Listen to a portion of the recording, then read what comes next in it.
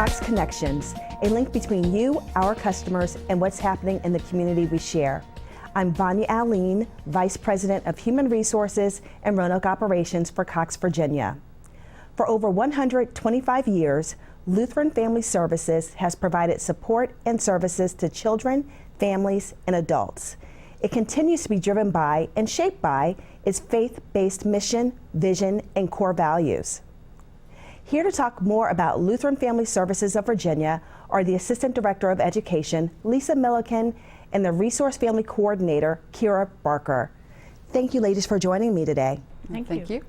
So let's start out with the history of Lutheran Family Services. It's been around for 100+ years, which I think is just remarkable. Tell us about how the organization originated, kind of what's it evolved to, just what should we know?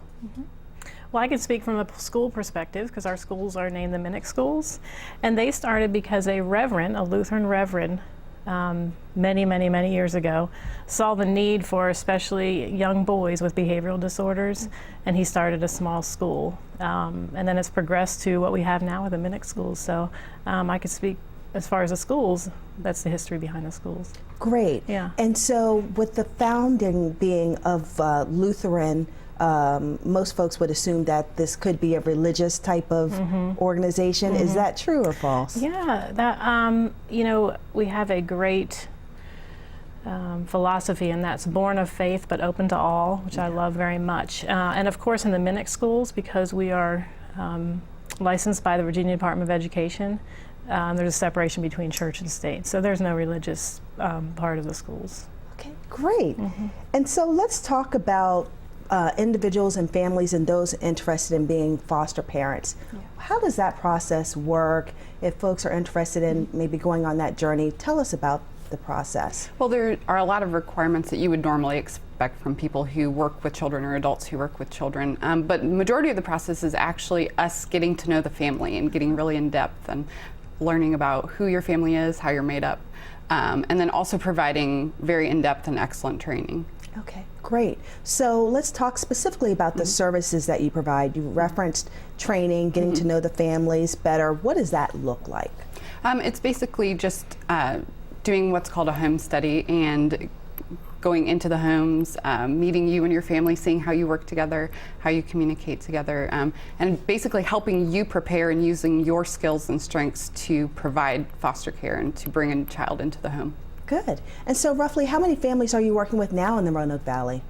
We work anywhere from the Roanoke through Lynchburg, so Roanoke, Bedford, and Lynchburg, and great. we have about 11 families in that specific office.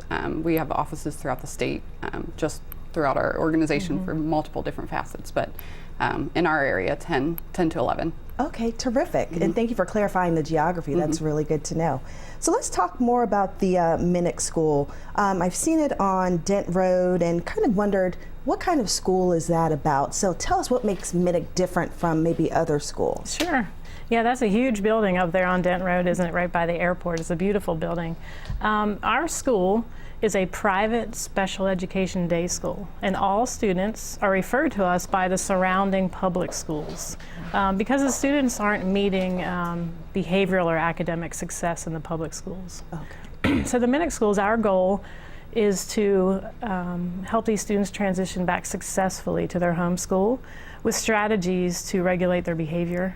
And if they can regulate their behavior, they're going to see academic success. Understood. Great. And so for those who want more information about becoming either foster parents or just getting to learn more about what you do or how they can become involved, do you have volunteer opportunities, or is that feasible? Or? Very much so, yes. Okay. We do multiple events throughout the year, especially speaking from the foster care adoption standpoint for our foster parents. And we would love to have people give back to the community and give back to those foster parents. Actually, just yesterday we had a bunch of Easter baskets that were delivered for our foster children that are in care right now from one of our local churches. And so that was a great blessing for us to be able to deliver those to the kids. That is wonderful to hear. And so what other type of volunteer opportunities could one partake in? Well, I know in the schools, we'd love to have, and it doesn't have to be retired teachers, but retired teachers and anyone like that might want to come in and maybe read to students, or if you have any special skills and could speak in front of a class, maybe about your career. Or persons can come in and help just with our building and uptake, because we are a not-for-profit. So, you know, we can use painting of the building or landscaping. So we're always looking for volunteers for that type of thing. Wonderful.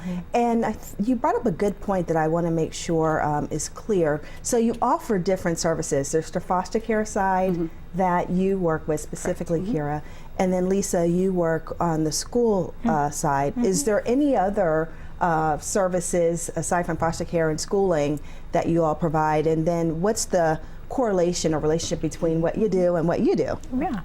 Okay, well, I know with the schools, we really connect closely with developmental services, which is services for adults with disabilities, you know, group home, family care homes, vocational day support jobs, because we have another program, another school in Roanoke on Merriman Road. And that program is for students that are older. They're 15 and older, and they're on the autism spectrum, or they have intellectual disabilities, and they need transitional support into independent living and jobs. I see.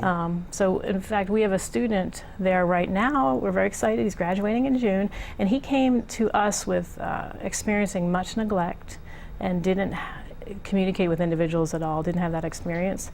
At this point, he is communicating his needs, his wants, his hopes, and his dreams, and he's actually living in one of our agency's family care homes, which is not part of the Education Service Division. So we are so excited that he is graduating in June, because he's ready for that transition from life after school to a job. Well, Lisa and Kira, thank you very much for coming in and sharing with us all the wonderful work that's being done at Lutheran Family Services. Truly appreciate learning more about the organization and about what you all are doing to get back to the community. So thank you for being with me today. Thanks for having us. Be sure to explore the rich history of Lutheran Family Services by visiting lfsva.org. You will also find more details about their services and how you can get involved. Still to come, the Roanoke-Blacksburg Regional Airport has undergone many changes in the last few years, including a new executive director hired last fall. Timothy Bradshaw joins us next. Stay tuned.